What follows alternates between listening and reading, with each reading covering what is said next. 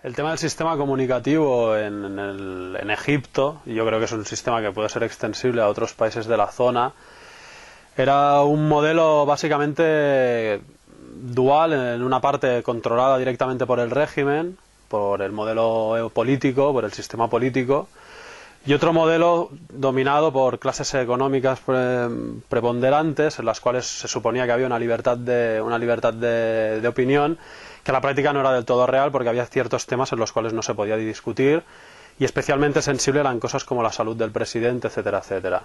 Entonces había ese panorama un poco dual, y que también estaba multiplicado por lo que representa medios de comunicación escritos a través de los panfletos o periódicos que publicaban las diversas corrientes políticas, sin que todas las corrientes políticas pudiesen publicar, evidentemente, pero generando un panorama de gran multiplicidad de medios de comunicación escrita, y en el plano de las televisiones, pues con esta dualidad y con el papel importante y muy destacable de lo que es la irrupción a partir del 2002-2003 de las televisiones por satélite, como puede ser Al Arabiya o Al Jazeera, con los intereses que eso conllevan. Bueno, creo que es el papel de los medios de comunicación durante el proceso iniciado el 25 de enero y después de la caída de Mubarak es una cosa muy interesante de analizar, y creo que incluso se ha hablado mucho de Facebook, pero de este tema no se ha hablado, y creo que es algo que puede ser es muy interesante de analizar. Por un lado tenemos el papel de todos los medios del régimen, que evidentemente se volcaron en mostrar una realidad que no era un Egipto que no era el que estaba sucediendo realmente, con imágenes bucólicas y magníficas del Nilo en paz cuando la gente se estaba matando en las calles, y eso en contraposición con unos medios, sobre todo de la televisión por satélite, y sobre todo el canal Al Jazeera, el qatarí Al Jazeera, que por contra estaba incentivando o mostrando una realidad muy cruda de lo que se estaba sucediendo en las calles.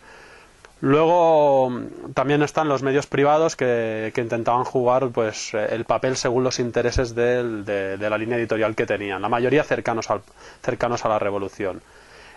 Posteriormente a la caída de Mubarak, este proceso, según los intereses de cada uno de los medios, fue reconstituyendo. Dentro de los medios del régimen hubo procesos de propios periodistas que se revoltaron en contra de las líneas editoriales de sus medios, y hubo bastantes tensiones. Pero la mayoría las líneas editoriales han seguido bastante cercanas a lo que es no es el nuevo régimen, sino el régimen militar. Y Al Jazeera, por ejemplo, por la mayoría de gente de los revolucionarios que en su momento defendieron que Al Jazeera había estado con la revolución y era un papel muy importante favorable a la revolución, han cambiado de opinión y consideran que Al Jazeera ahora está defendiendo unos intereses propios que la gente que ocupó la Plaza Tahrir denominan contrarrevolucionarios, por intereses también propios de lo que representa Al Jazeera, que es los intereses de Qatar. Bueno, después de la caída de Mubarak ha habido un proceso interesante en el plano de los medios de comunicación. No ha habido el aperturismo de la libertad de opinión, la libertad de expresión que se podía esperar. De hecho, recientemente tenemos el caso de un destacado periodista como es Yusri Fouda, que ha dimitido de una cadena privada, On TV, por las presiones que recibían del poder militar.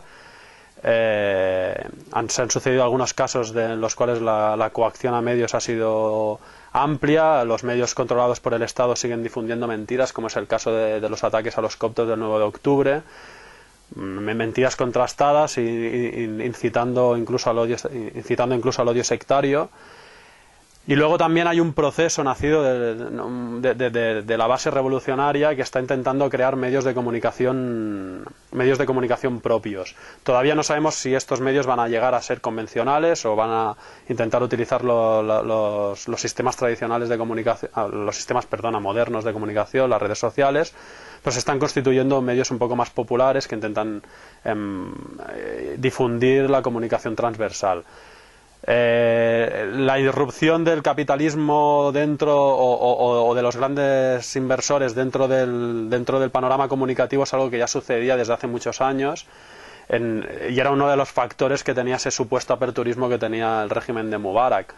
pero pero siempre esos medios de comunicación tenían un supracontrol del propio régimen. Ahora lo que dicen los nuevos periodistas es que dicen que Mubarak ya sabía un poco cómo controlar esta situación y que el nuevo régimen militar lo está haciendo está haciendo mal en este sentido por no tener esa experiencia.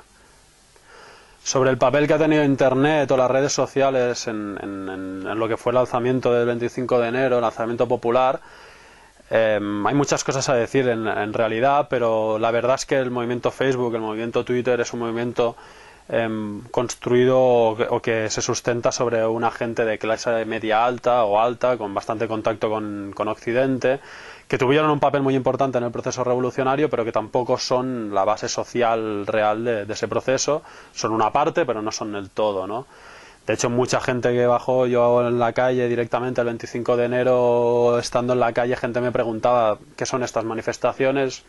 Yo les contaba, esto es la revolución del Facebook, la revolución convocada por el Facebook. La gente me preguntaba, pero esto el Facebook ¿qué es? ¿De qué me estás hablando? ¿Esto es lo de Túnez? Si es lo de Túnez, yo voy. Y la gente se añadió. Y es esa base popular la que